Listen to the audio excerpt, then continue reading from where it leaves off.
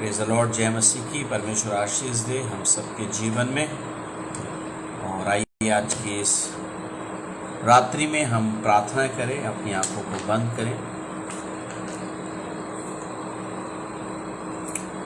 महान पिता, एक बार फिर से हम यीशु मसीह के अद्भुत नाम में आपके पास आते हैं। अनुग्रह और दया कीजिए आज की शाम जबकि हम यहाँ बैठे हैं आपके वचन को खुदावंद प्रचार करने के लिए प्रभु जी, और वचन से सीखने के लिए प्रभु हम प्रार्थना करते हैं।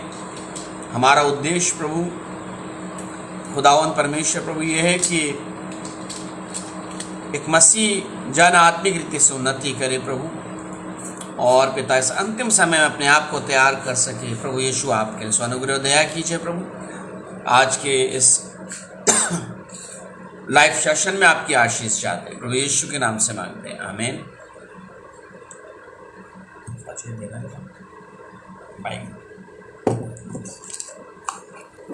परमेश्वर का धन्यवाद हो आज के इस दिन के लिए, और समय समय पर जब हमें समय मिलेगा तो लाइव रहेंगे, और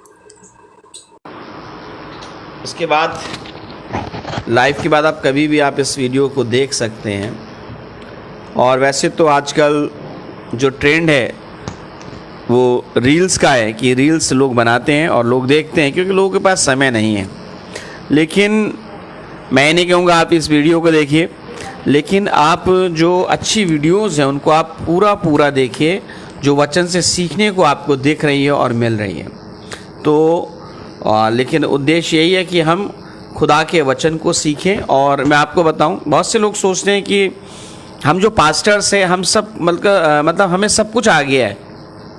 जिन्होंने 3 साल की ट्रेनिंग की है, कुछ लोग 5 साल की करते हैं, कुछ लोग और पढ़ाई करते हैं और 10-10 साल 12-12 15-15 साल जो है वो पढ़ाई लिखाई में लगा देते हैं। तो इसका मतलब ये भी नहीं कि उन्होंने बहुत कुछ सीख लिया।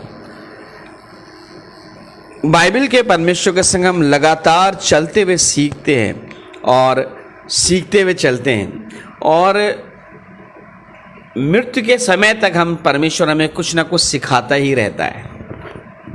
तो सीखने का जो समय है केवल ये नहीं कि हम परफेक्ट हैं। नो वन इज़ परफेक्ट, कोई भी परफेक्ट नहीं है, लेकिन हम उस परफेक्शन की ओर बढ़ते हैं यीशु मसीह के संग जब हम चलते हैं और अपने आप को उसके हवाले करते हैं। और आज का जो टॉपिक है वो है अन्य भाषाएं। काफ़ी कहा जाए कि ये बड़ा वाद विवाद का ये टॉपिक रहता है, लेकिन कुछ बातों को मैं बताऊंगा आपको। और मैं इसलिए नहीं बताऊंगा कि मैं बहुत बड़ा कोई पास्टर हूं या कोई बहुत बड़ा मैं कोई खुदा का सेवक हूं, लेकिन परमेश्वर ने जो अनुभव दिए हैं मैं उन अनुभवों से ही बातचीत कर सकता हूं। और बहुत से लोग जिन्हें अनुभव कुछ होता है, हमें उतनी बात करनी है। खुदा हमें आगे का अनुभव देता है, हम उतनी बात करें। परमेश्वर हम पे सारे प्रकाशन देता है, हम उतनी बात करें। लेकिन जितना जिसको प्रकाशन मिला है वो उतनी ही बात करें तो ज़्यादा अच्छा है। क्योंकि कई बार लोग आगे की बातें बोल देते हैं और नहीं सोचते कि हम हो सकता है कि पवित्र आत्मा का वो हम शोकित कर रहे हैं। मैं नहीं कहूँगा पवित्र आत्मा की निंदा कर रहे हैं, क्योंकि उसका एक अलग दंड है, लेकिन पवित्र आत्मा को शोकित कर रहे हैं कई बार।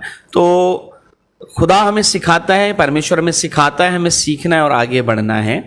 तो मैं आपके सामने पहले पढ़ना चाहूँगा पहला कुरिन्थियों और उसका 14 अध्याय और उसके पहले पद से, प्रेम का अनुकरण करो। किसका अनुकरण करो? प्रेम का। वाद विवाद का अनुकरण मत करो, एक दूसरे को नीचा दिखाने का अनुभव मत करो, है ना। और आत्मिक वरदानों की धुन में रहो। आत्मिक वरदानों की धुन में रहो। आत्मिक वरदानों की धुन में रहो। विशेष करके यह कि भविष्यवाणी करो। धुन में रहो, परमेश्वर से मांगो। परमेश्वर गिफ्ट दे प्रोफेसी का। और प्रोफेसी वही नहीं होती जब आप किसी का नाम लेकर किसी को प्रोफेसी करते हैं। प्रोफेसी वो भी है जब आप सुसमाचार प्रचार करते हैं। प्रोफेसी वो भी है जब पवित्र आत्मा आपसे कहे कि आपको कहाँ जाना है और प्रचार करना है। और वो प्रोफेसी परमेश्वर हमारे हार्ट में देता है, और भविष्यवाणी से दूसरों की उन्नति होती है, लेकिन आज हम जो पहला कुरिन्थियों 14 अध्याय में जो वरदान हैं उनमें से एक वरदान की बात करेंगे। मैंने बताया आपको ये काफ़ी कंट्रोवर्सी है, और अगर हम देखें ये इसके बारे में हम पढ़ते हैं दूसरा पद, क्योंकि जो अन्य भाषा में बातें करता है वो मनुष्यों से नहीं परंतु परमेश्वर से बातें करता है, कि इसलिए कि उसकी बातें कोई नहीं समझता, क्योंकि वह भेद की बातें आत्मा में होकर बोलता है, परंतु जो भविष्यवाणी करता है वो मनुष्यों से उन्नति, उपदेश और शांति की बातें कहता है। तो अच्छा बात है, भविष्यवाणी का वरदान परमेश्वर देता है, उसको धीरे धीरे हमारे उसमें इजाफा करता है। ये एक लर्निंग प्रोसेस है। आपको हो सकता है बाइक चलानी आती हो, कार चलानी आती हो, लेकिन आपका हाथ उसमें इतना साफ ना हो, लेकिन धीरे धीरे धीरे धीरे धीरे धीरे धीरे आप एक अच्छे सीखने वाले बन जाते हैं, और फिर आपका हाथ काफ़ी अच्छा उसमें हो जाता है अपने स्किल में, और आप मजबूत होते जाते हैं। तो वैसे ही इन जो आत्मा के वरदान हैं इनके साथ भी है, और इसलिए जो अन्य भाषा में आगे लिखा है चौथा पद, जो अन्य भाषा में बातें करता है वह अपनी ही उन्नति करता है, परंतु जो भविष्यवाणी करता है वह कलीसिया की उन्नति करता है। अब ऐसा नहीं कि सब कुछ कलीसिया की उन्नति हो, मेरी और आपकी उन्नति होना भी बहुत ज़रूरी है। हम लोग जो कलीसिया उसके लिए बड़े कंसर्न रहते हैं, पास्टर्स बड़े कंसर्न रहते हैं, यार ये मैसेज तैयार करने में, आज संडे है मुझे मैसेज तैयार करना अगले संडे के लिए, और वो इसी संडे से बैठ जाते हैं अगले संडे के लिए मैसेज तैयार करने। एक बहुत बड़ा लंबा चौड़ा भाषण तैयार किया जाता है और फिर दिया जाता है।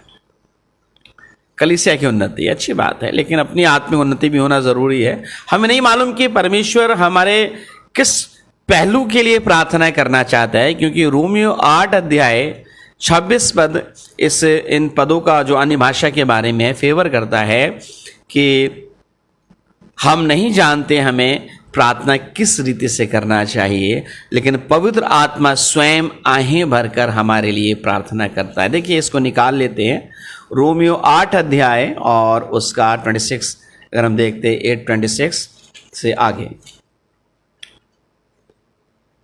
मैं आपके सामने पढ़ूंगा। और इसी रीति से आत्मा भी हमारी दुर्बलता में सहायता करता है, क्योंकि हम नहीं जानते कि प्रार्थना किस रीति से करना चाहिए, परंतु आत्मा आप ही ऐसी आहें भर भर कर, कैसी आहें भरकर, ऐसी आहें भर भर कर जो बयान से बाहर है हमारे लिए विनती करता है। और मनो का जांचने वाला जानता है कि आत्मा की मनसा क्या है, क्योंकि वह पवित्र लोगों के लिए परमेश्वर की इच्छा के अनुसार विनती करता है। हालेलुया। तो हमें अपनी आत्मिक उन्नति भी हमारी बहुत ज़रूरी है, और मैं कहूँगा पहले हमारी उन्नति ज़रूरी है। जैसे हम दूसरी बात तो में अपनी उन्नति चाहते हैं, वैसे हमारे आत्मिक जीवन में हमारी उन्नति होना बहुत ज़रूरी है। मैं आपको बताऊं, मैंने लगभग 7 से 8 साल मैथोडिस्ट चर्च में सेवकाई की है, और मैथोडिस्ट घराने में ही पला बड़ा, लेकिन यीशु मसीह को नहीं जानता था। और एक दिन एक सुसमाचार प्रचारक के प्रचार को सुना, और उसके बाद पवित्र आत्मा ने थोड़ा सा उस दिन टच किया, छुआ, और वो मेरी बड़ी गवाही है कि मैं अपने हाई स्कूल के एग्ज़ाम्स पास हो गया। ये प्रभु का अनुग्रह रहा। और उसके बाद मैं प्रार्थनाओं में थोड़ा सा बढ़ने लगा, परमेश्वर के संग क्वाइट टाइम निकाल करके बातचीत करने लगा। और एक दिन ऐसे ही मैं अपने घर में बैठा प्रार्थना कर रहा था, तो परमेश्वर ने मेरे पाप को मुझे दिखाए, और वो एक फिल्म की तरह चल रहे थे। और उसके बाद मैंने मैंने जब उसको रिपेंट किया, है ना, जब मैंने पश्चाताप किया, तो मेरे अंदर एक बोझ सा हल्का हुआ, और उस दिन से मेरी संगति, जो गलत संगति थी, वो हट गई।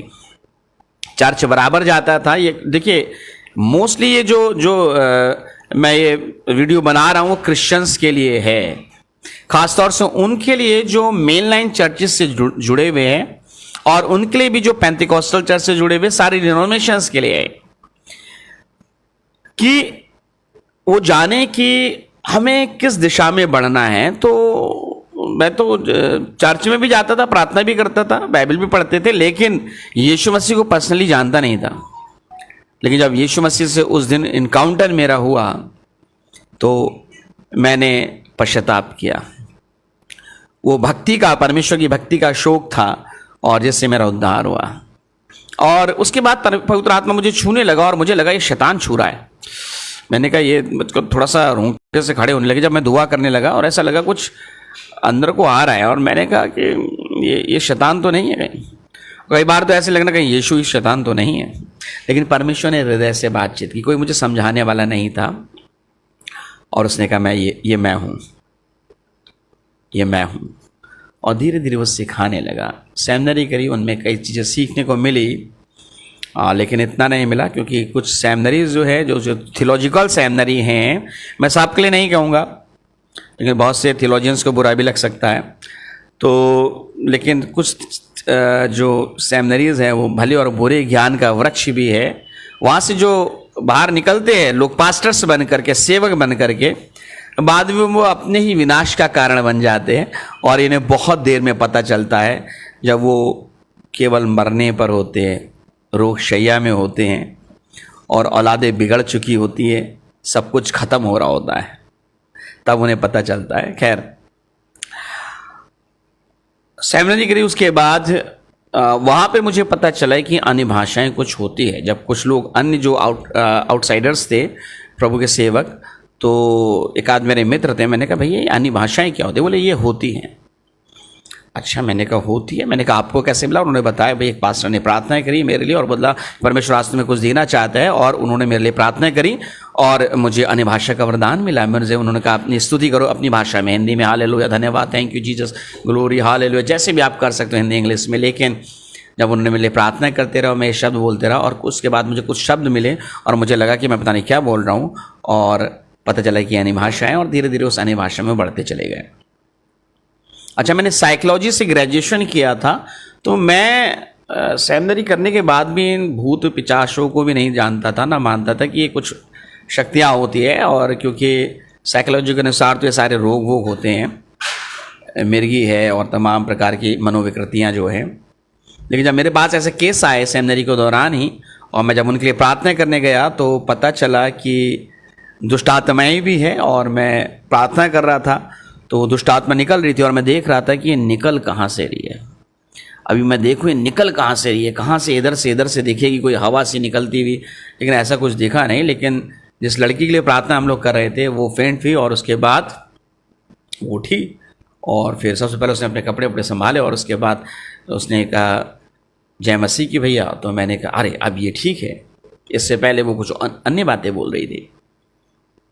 और उसके बाद मैंने परमेश्वर से कहा, परमेश्वर अगर अन्य भाषाएं हैं तो हम मेथोडिस्ट के जो पास्टर्स हैं हमें भी चाहिए, मुझे भी चाहिए, हम तो सेवा करने के लिए आए हैं प्रभु, हमें भी चाहिए। पेंटिकोस्टल्स के पास है। अच्छा, उससे पहले हम लोग जब जाते थे पेंटिकोस्टल चर्च, तो हम लोग देखने के लिए जाते थे, लोग करते क्या, अरे ये तो बड़ा सरल है, अन्य भाषा, ये तो माहौल बना रखा है, मजाक बना रखा है, ये कुछ नहीं होता है। ये मतलब मैं नहीं मानता था कि ये सब चीज़ें होती हैं, और हमें लगता था ये सब नाटकबाजी है और कुछ नहीं है। लेकिन जब पता चला, मेरे कुछ आत्मिक दोस्त थे, उन्होंने बताया कि नहीं ये है, तो मैंने कहा है तो हमें भी चाहिए, क्योंकि परमेश्वर ने कहा मैं पक्षपात नहीं करता, जो दूसरों को दिया तुझे भी दूंगा। और इसलिए लग गए प्रार्थना में। हर बार एक कानों में आवाज़ आती थी, वेट। सेवकाई चल करने चले गए बाहर पहाड़ों की तरफ, और प्रार्थना करता था, प्रार्थना करते करते रोने लगता था, कई बार सो जाता था प्रार्थना करते करते, लेकिन कोई हलचल ऐसी हुई नहीं। हाँ, थोड़ा बहुत पवित्र आत्मा ने कई बार छुआ भरा, और हम बड़ी चिल्ला के प्रार्थना कर रहे हैं, लेकिन कभी ऐसा हुआ नहीं कि कुछ शब्द बोलने लगे। और लगभग फिर परमेश्वर ने एक वचन दिया, लूका 11:9-13 पद, कि जब तुम बुरे होकर अपने बच्चों को अच्छी वस्तु देना जानते हो, है ना, अंडा मांगे तो आप बिच्छू नहीं देते हो, और मछली मांगे तो सांप नहीं देते हो, और रोटी मांगे तो पत्थर नहीं देते हो, और तो मैं तुम्हें पवित्र आत्मा क्यों नहीं दूंगा? तो मैंने कहा यस प्रभु आप देंगे तो। लेकिन अच्छा, परमेश्वर जो है ना, बातें ऐसे करता नहीं है जैसे आमने सामने हम इतने, मैं नहीं समझता हम इतने पवित्र है कि बार बार इतने हमारे आमने सामने रोज दोस्त की तरह बातचीत करें, लेकिन अपने उसने वचन से बातचीत करता है, खुदा अपने कलाम से बातचीत करता है। अगर हम सीखना चाहते हैं, अगर सिखाना चाहते हैं कुछ बिना सीखे हुए, तो फिर ये थोड़ा सा कठिन हो जाता है। और अगर वाद विवाद करना चाहते हैं बिना सीखे हुए तो भी ये कठिन हो जाता है, लेकिन अगर कुछ सीखना चाहते हैं तो परमेश्वर उन रहस्यों को उजागर करता है। और बाइबल कहती है वो दीनों पर अनुग्रह करता है और घमंडियों का सामना करते हैं। घमंड में होकर आप कुछ नहीं सीख सकते। आपकी क्वालिफिकेशन से, आपके ज्ञान से, चाहे आपको ये मालूम हो कि आपको ग्रीक में बाइबल आती है या आपको हिब्रू में बाइबल आती है, आप बहुत बड़े थियोलॉजियन हैं, इससे कोई फर्क नहीं पड़ता परमेश्वर को। और ना परमेश्वर ये देखता आपके पास कितनी हेल्थ है, कितना वेल्थ है, कुछ भी नहीं देखता है। आप काले हो, गोरे हो, क्या नहीं, वो आपका हार्ट देखता है। सीखने वाला है, अगर सीखने वाला है तो सिखाता है। और मैं कुछ वचनों को मैं भी प्रचार करता था ऐसे, जो बड़े प्रार्थना करनी चाहिए, दुआ करनी चाहिए, हमें परमेश्वर बड़ा क्रोधी है और ऐसे सारी चीज़ें। लेकिन बाइबल कहती जो तू बोलता है समझता भी है। कई बार समझते नहीं थे। भाई संडे को प्रचारक है, पास्टर है भाई, तो भाई एक चोगा पहन लिया तो भाई खड़े होकर बोलना ही है, कुछ ना कुछ तो बोलना ही है। तो कभी दया पर बता दिया, कभी प्रेम पर बता दिया, कभी किसी भविष्यवक्ता के बारे में बता दिया, कभी मैसेजेस होते हैं अलग अलग प्रकार के, टॉपिकल है ना, और कुछ टाइटल वाले होते हैं, कई कई प्रकार के, एक्सपोस्ट्री है, व्याख्यात्मक है, और कई कई प्रकार के वचन हैं। तो जैसा लगा वैसा समझा दिया, और जैसा परमेश्वर ने अगुवाई करी कई बार समझाया। और कई बार ऐसा भी हुआ कि आपके संग भी होता होगा, जो अगर पास्टर्स जो हैं, प्रचारक जो हैं, कि आप जो बोलना चाहते हैं कई बार आप वो नहीं बोल पाते हैं, जो लिख कर ले गए वो नहीं बोल पाते, जो सोच के आए वो नहीं बोल पाते हैं, परमेश्वर कुछ और बुला देता है। ऐसा भी हुआ कई बार। लेकिन पवित्र आत्मा का ये जो वरदान है ना, ये जो अनाप शनाप बोलने वाला जैसे लोग कहते हैं, तो ये नहीं मिला। अच्छा, उसके बाद कुछ समय के बाद 2-3 साल करीब हो गए, कुछ शब्द मिले। अब शब्द मिले तो मैंने ग्रेजुएशन साइकोलॉजी से किया है, तो मैं जो भी चीज़ लेना बड़े ठोक बजा के लो। आप सामान लेने के लिए जाते हैं कहीं, आप बड़े ठोक बजा के देखते हैं भैया कैसा है कैसा नहीं है। आप मतलब खरा सौदा करना चाहते हैं। तो परमेश्वर संग में मैंने कहा कि ये तो जब इंसान बुखार में हो जाता है बहुत ज़्यादा तो भी बड़बड़ाने लगता है। तो मैंने कहा ये नहीं है यार, ये गलत चीज़ है, क्योंकि बुद्धि काम करती नहीं है। बुद्धि जो है ये कहती कि ये कर क्या रहे हो तुम भाई, ये तो अनाप शनाप बोल रहे हो, मालूम ही नहीं बोल क्या रहे हो। और फिर मैंने, क्योंकि कुछ लोगों को बोलते सुना था कुछ शब्द एक जैसे होते हैं, कुछ शब्द होते हैं शुरू के जो होते हैं, तो मुझे लगा 1-2 शब्द उसमें से, मैंने कहा अच्छा अब आई नहीं, मुझे मिल नहीं पाई, तो भैया सीख लो। कुछ लोग सिखाते भी जो बिल्कुल गलत है, सीखना नहीं है। अन्य भाषा आप सिखा नहीं सकते हैं, बाइबल आप सिखा सकते हैं, लेकिन अन्य भाषा सिखाई नहीं जाती है। जहाँ भी सिखाई जाती है, मैं नहीं कहूँगा कि वो ठीक है मैं या गलत है, मैं ये भी नहीं कहूँगा, लेकिन अगर मैं देखूँ तो मेरे हिसाब से गलत है। ये तो अपने आप ही अंदर से निकलती है, जो सोता फूटता है तब निकलती है, नहीं तो पता चला थोड़ी देर बाद मुंह से गालियाँ भी निकल गई, फिर क्या होगा। तो मैं ऐसे बोल रहा था, तो मैंने कहा नहीं, ये मुझे लग रहा वो जो शब्द मैंने सुन लिए थे ना पहले, अब मिल नहीं पाए तो वैसे ही बोलने लगे। तो मैंने कहा यार ये ठीक नहीं है परमेश्वर, मैं अनाप शनाप शब्द नहीं बोलूँगा। और लगभग 1 साल ऐसे रहा। लेकिन उसके बाद परमेश्वर ने एक शब्द दिया, इसको बड़े ध्यान से आप सुनिएगा, बाद में भी आप इस वीडियो को देख सकते हैं और शेयर कर सकते हैं उन्हें जो अन्य भाषा के, मैं कहूँगा विरोधी है। भाई विरोधी मत हो, कुछ चीज़ों को जानो समझो और आगे बढ़ने का प्रयास करो। हम सब सीखे हुए नहीं हैं, मैंने बताया हम परफेक्ट नहीं है, लेकिन उस परमेश्वर की ओर बढ़ रहे परफेक्शन में। और ये ज्ञान तो हमारा अधूरा ही रह जाएगा, और हमेशा ज्ञान हमारा अधूरा ही रह जाएगा। प्रेम से उन्नति होती है, प्रेम से रहिए। और तब परमेश्वर ने एक शब्द दिया, खातिर जमा। अच्छा, ये जो शब्द परमेश्वर ने दिया, मैं अब भाई हर समय पादरी प्रचार तो करता नहीं रहेगा। संडे को प्रचार करते थे, उसके बाद जो दूसरे दिन थे उसमें विजिटेशन होता था तो विजिट करने चले जाते थे, अभ्यागमन करने चले जाते थे और दुआएं करते थे। लेकिन कई बार ऐसा होता तो कुछ लोग मिलने भी आते थे, तो बस उनके संग चाय पीना है और बातचीत करनी है। कई बार हाथ हीटी की बातें भी होती थी, बातचीत होती थी, लेकिन कोई गलत बातें नहीं होती थी। लेकिन उसी समय में अगर पवित्र आत्मा छूता था तो मैं अंदर से रोने लगता था और ये शब्द आता था, खातिर जमा। अब ये आता था, मैं कहता था, मेरे जो साथ में कलीसिया के कुछ लोग थे वो आ जाते थे, 2-3 लोग। मैं कहता था रुको थोड़ी देर में, 5 मिनट का समय दो, मैं अंदर कमरे में जा रहा हूँ दुआ करने के लिए, क्योंकि परमेश्वर कह रहा है दुआ करो। और जब मैं वहाँ जाता था तो मेरे अंदर से शब्द निकलता था, आहें भर के, जैसा लिखा ना रोमियो 8:26 में, आहें भर के निकलता था और मैं लिटरली रोता रहता था। मैं कहता था खातिर समा, खातिर समा, खातिर समा, हालेलुया, खातिर समा, खातिर समा। प्रभु आशीष दे। मुझे नहीं मालूम संसार के किस व्यक्ति को प्रार्थना की आवश्यकता है, लेकिन किसी को आवश्यकता है। प्रभु आशीष दे, उसे आशीष दे, आशीष दे। प्रभु खातिर समा, खातिर समा, खातिर समा, खातिर समा। क्योंकि थोड़ा सा एक कहा जाए कि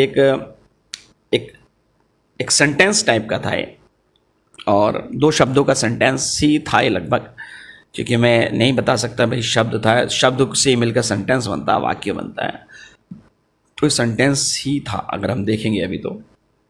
और उसके बाद ऐसा हुआ, क्योंकि परमेश्वर बताता है, तो मेरा दूसरी जगह में ट्रांसफ़र हो गया।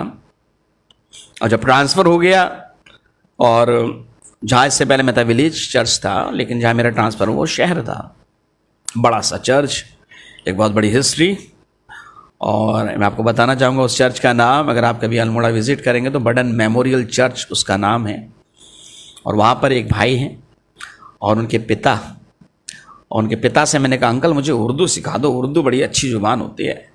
बोले बेटा उर्दू सीख कर क्या करोगे? मैं तुम्हारे लिए उर्दू तर्जुमा की बाइबल ले आता हूँ, उसको पढ़ रहा।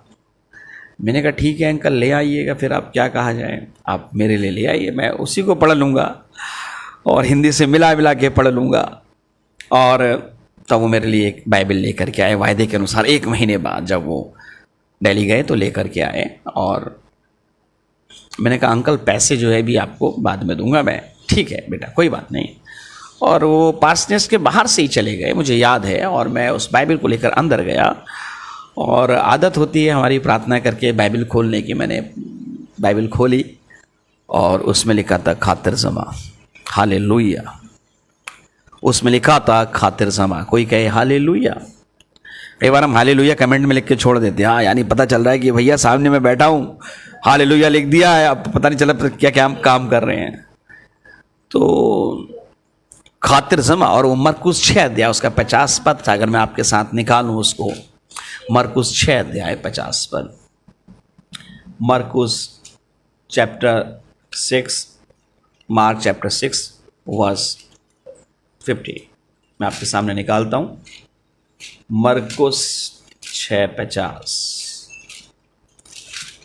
मरकुस 6:50।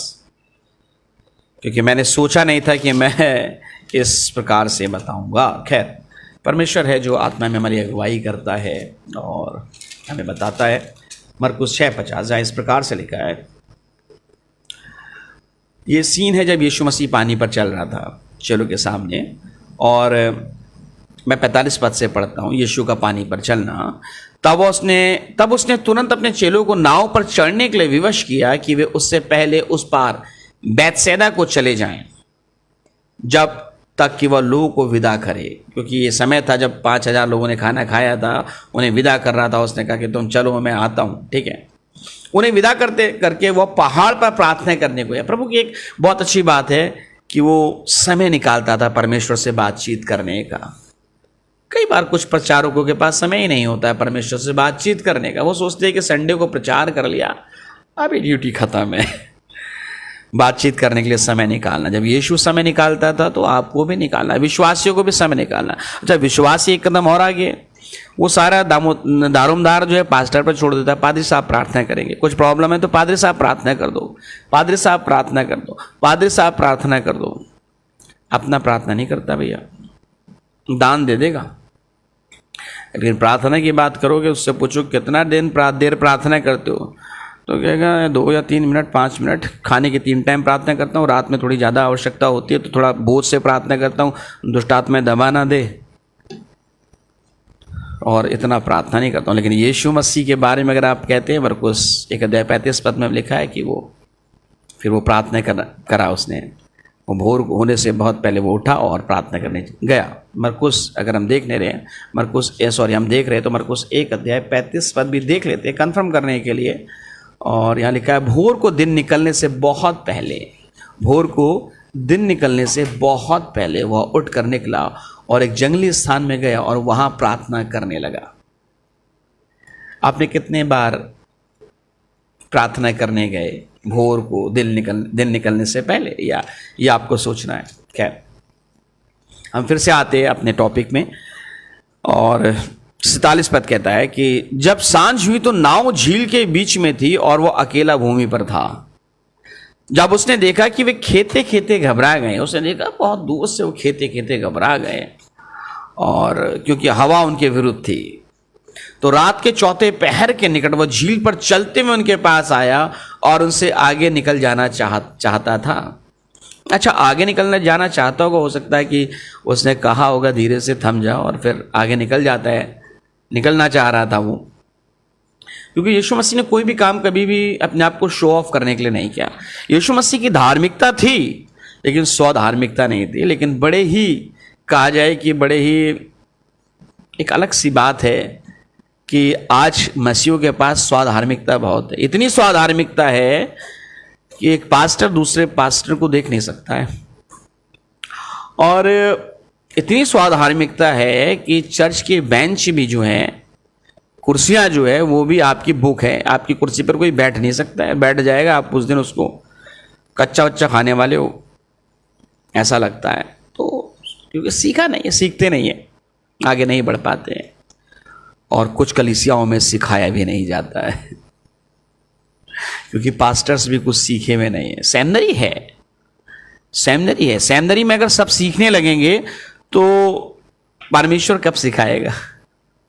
परमेश्वर घुटनों पर सिखाता है, परमेश्वर अकेले कमरे में सिखाता है, परमेश्वर फील्ड में सिखाता है। लेकिन सेमिनरी में हम जो सीखते हैं, मैं समझता हूँ हमारे सीखने का 30%, हमारे ज़िंदगी भर सीखने का 30%, और ख़ास तौर से वे लोग जो सेमिनरीज करते हैं, बाइबल सेमिनरीज करते हैं, मैं आपको बताऊंगा 30 से 50% आप सीखते होंगे। उसके बाद परमेश्वर आपको सिखाता है।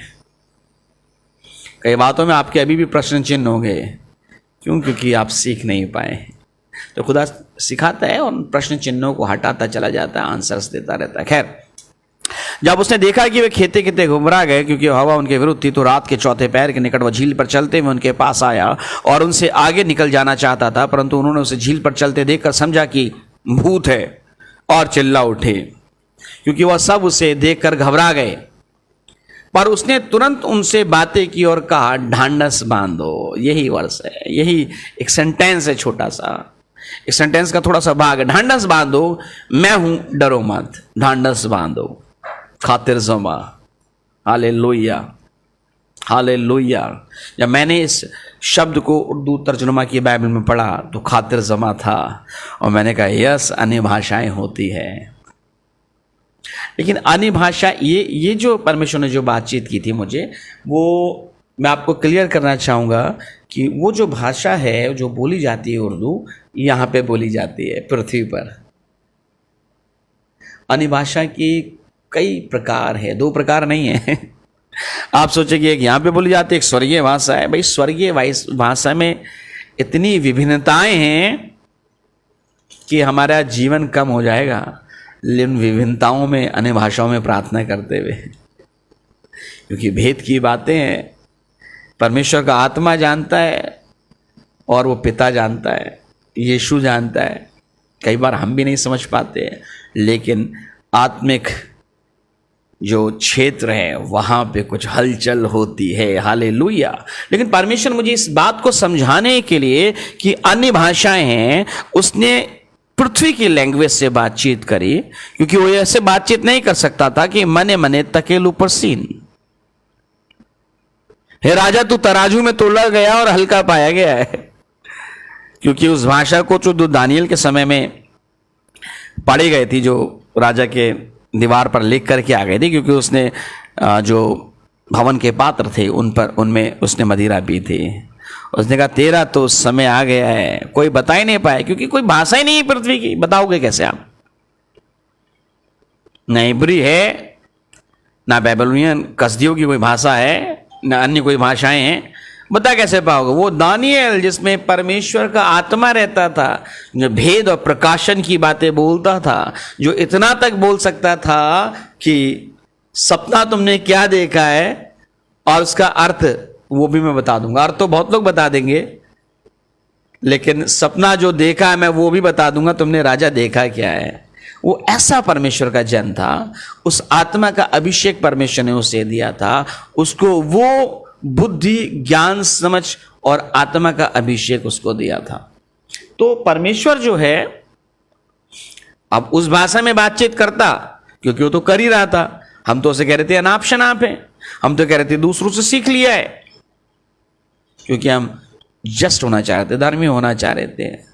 हम चाह रहे थे कि नहीं, ठोक बजा के चीज लो भैया, जो भी चीज लो ठोक बजा करके लो। यीशु मसीह के पास आओ, ठोक बजा करके आओ, बिल्कुल से कंफर्म हो जाओ तब आओ। क्योंकि बहुत से कंफर्म नहीं हुए अभी। अब कंफर्म का मतलब कंफर्मेशन मत समझ लेना। कंफर्म नहीं हुए यीशु की सेवा कर रहे हैं, कंफर्म नहीं हुए विश्वासी हैं, और इसलिए सुरती मलते हुए विश्वासी हैं, गालियां देते हुए विश्वासी हैं, गुटखा खाते हुए, शराब पीते हुए विश्वासी है, व्यभिचार पॉर्न वीडियोस देखते हुए विश्वासी और पास्टर्स हैं। जमीनें बेचने वाले भी पास्टर्स हैं।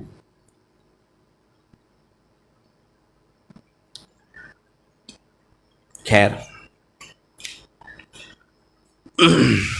तो हम कहां पर थे? हम थे अरे भाषाओं पे। तो परमेश्वर उस भाषा में तो बातचीत कर रहा था जो स्वर्गीय थी, लेकिन हमें तो प्रमाण चाहिए था। अब उसने कहा प्रमाण कैसे दूं? प्रमाण दिया, उसने कहा ठीक है, एक शब्द ले, खातिर ज़बा।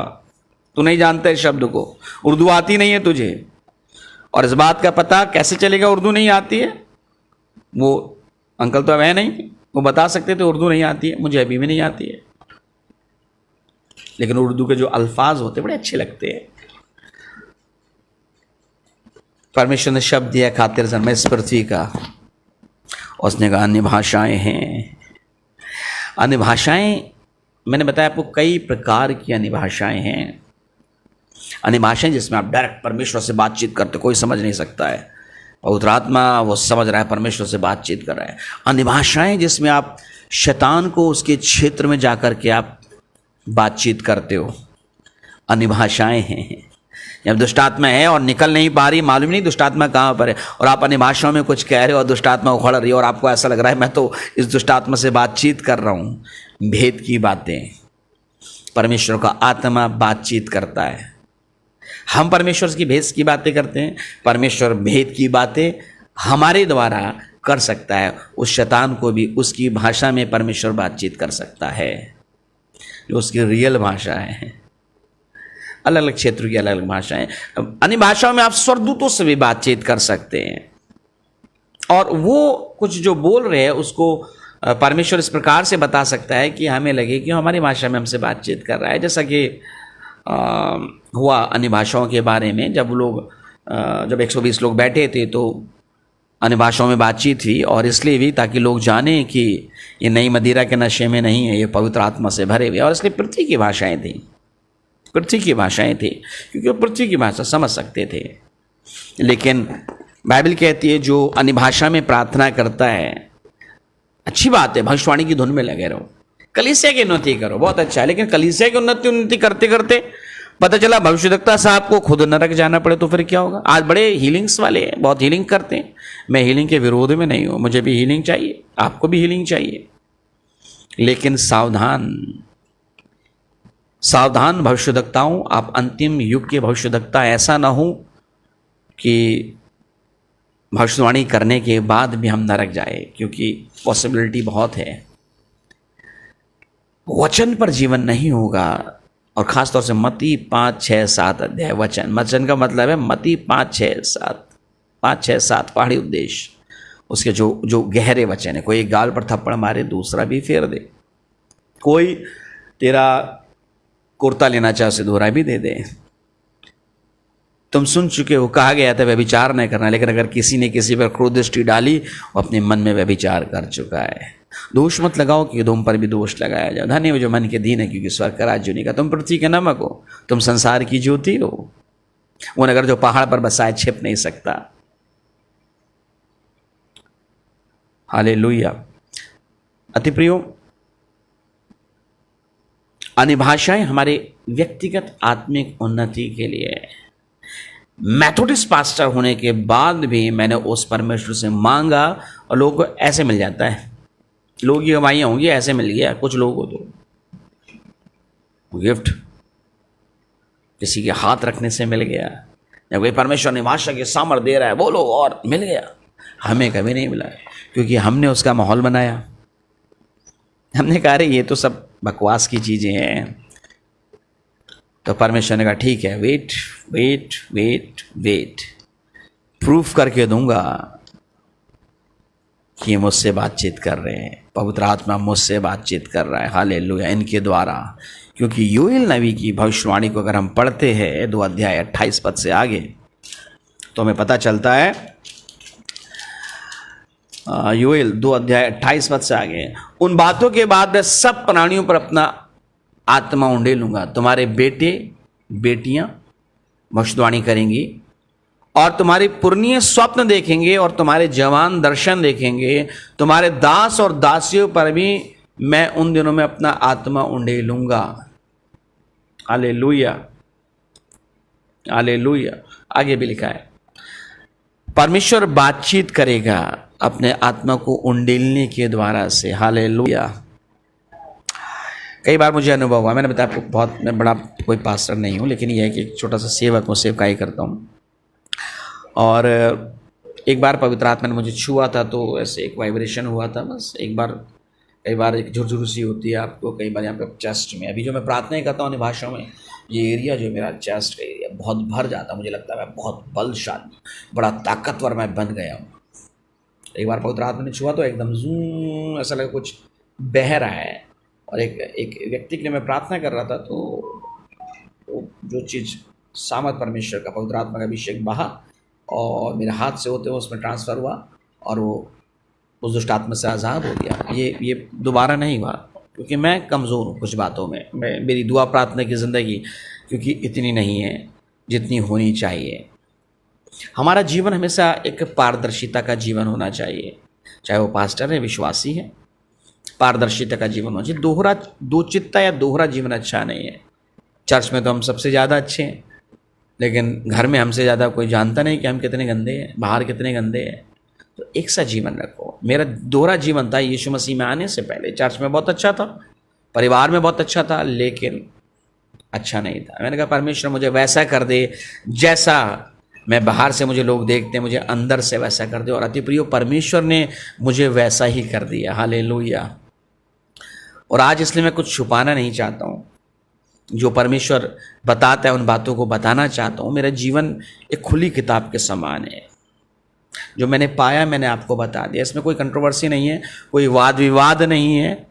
तो जितना जो जहाँ तक पहुँचा है वो उतने के अनुसार व्यवहार करे, गलत बात ना करे किसी के लिए भी, किसी भी सेवक के लिए, उसकी सेवकाई के लिए जाने और समझे। बाइबल में लिखा है कि तुम बोलने में धीमे रहो लेकिन सुनने में तत्पर रहो। बहुत सी बातें हो गई, लेकिन जो मेरा मेन जो बताने का मकसद था कि अन्य भाषाएं हैं, अन्य भाषाएं हैं।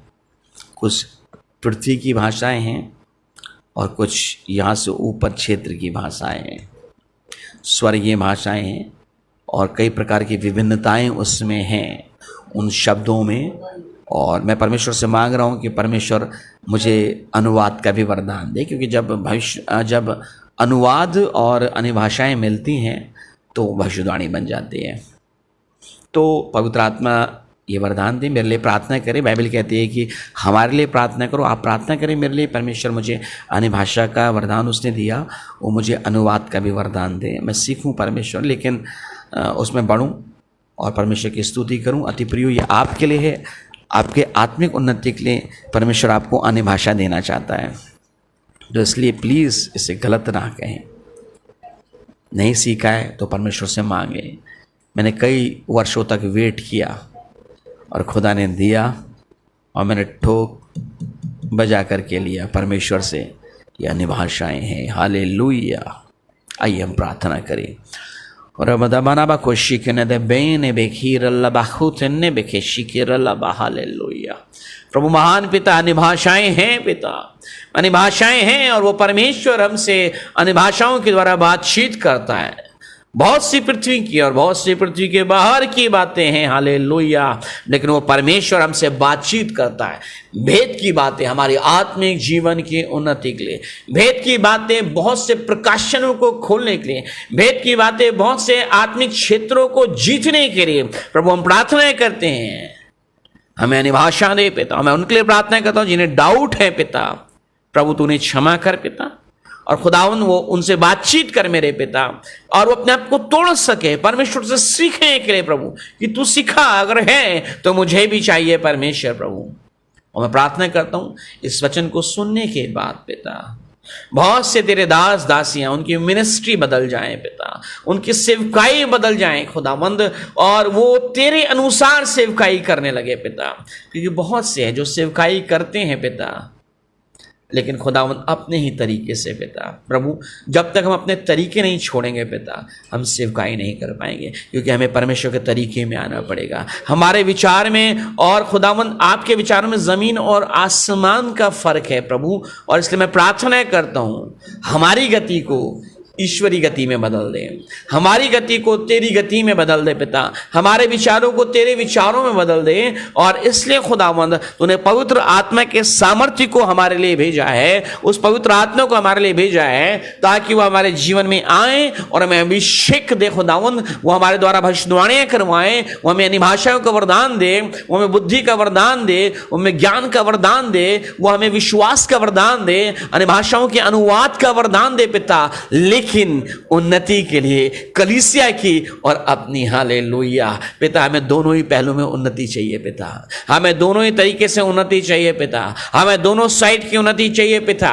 परमेश्वर कलीसिया भी उन्नत हो और हम भी उन्नत हो। हालेलुया, आत्मिक रीति से हमें प्रॉस्पर करे। हालेलुया, हालेलुया, बंधनों को तोड़े, आजाद करे, यीशु के नाम से आजाद हो जाए हर एक जन। हालेलुया, हालेलुया, हालेलुया पिता, हमें विश्वास दे, क्योंकि खुदावंद परमेश्वर कई बार हम विश्वास करते हैं जो कर्म के साथ नहीं होता है और इसलिए उम्र तक समान होता है। हमें कर्म करने वाला विश्वास दे पिता, हमें प्रार्थना वाला विश्वास दें, हमें आज्ञाकारिता का विश्वास दे पिता, ताकि हम सीखें और दूसरे को सिखा सके पिता। धन्यवाद पिता परमेश्वर, सारा आदर महिमा यीशु को देते हैं और यीशु के नाम से प्रार्थना मांगते हैं, आमीन। हे हमारे पिता, तू जो स्वर्ग में है, तेरा नाम पवित्र माना जाए, तेरा राज्य आए, तेरी इच्छा जैसे स्वर्ग में पूरी होती है वैसे इस पृथ्वी पर भी। हमारे प्रतिदिन की रोटी आज हमें दे, और जैसे अपने अपराधियों को क्षमा किया है, तू भी हमारे अपराधों को क्षमा कर। हमें परीक्षा में न ला, बल्कि बुराई से बचा, क्योंकि राज्य, पराक्रम और महिमा सदा तेरे, आमीन। यीशु ख्रिस्त का अनुग्रह, पिता का प्रेम और पवित्र आत्मा की सहभागिता विश्वासियों के साथ उन सब के साथ जो यीशु के द्वितीय आगमन को प्रिय जानते हैं, कलीसिया के साथ जो उसके आने का इंतजार करे, अब से लेकर अनंत जीवन तक होती रहे, आमीन। परमेश्वर आशीष दे। हम सैटरडे को फिर मिलेंगे 9:30 पर रात में, और खुदा के कलाम से बातचीत करेंगे। परमेश्वर आप सबको बहुत आयत से आशीष दें।